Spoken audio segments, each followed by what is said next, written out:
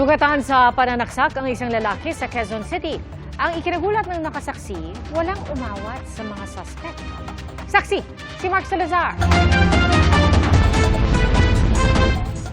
Ayun, nagsusuntukan. Walang maawa.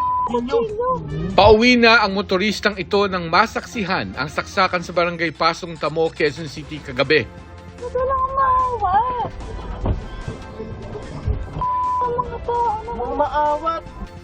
Matapos ang kumusyon ay naghiwalay ang dalawa na tila walang nangyari.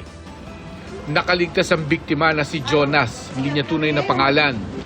Nagtamo siya ng sugat sa panga at likod ng tenga. Hindi ko rin alam kung anong dahilan nila eh. Pinag-initan siguro. Pinag-iita ka. Ang sabi naman daw ay parang ng tablet, ng cellphone, mga ganun. Wala ko nila ako na gano'n. Wala ko nila ako na gano'n. Yung mga binibintang sa akin, hindi talaga yung kung tablet o ano, wala po sa akin na ako na gano'n.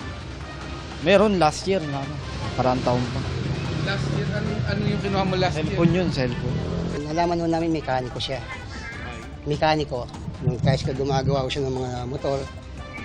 Yung pinuntahan din nun namin yung nagtatrabahuhan niya, pati ibang mga residente doon. Nag-aano na paalisin na lang din siya doon kasi daw talagang maligalig daw itong kasagatan. Hindi mo talaga patayin yun. Giligyan lang ng leksyon yun, kaya walang umawat eh. Ano lang siya eh. Tapos yun, binitawan lang din siya. Yung sinasaksak, matigas na ulo talaga yun dito, palaging pasaway. Hindi na raw matunto ng barangay ang nanaksak dahil hindi raw taga roon. Hindi naman magsasampa ng reklamo si Jonas.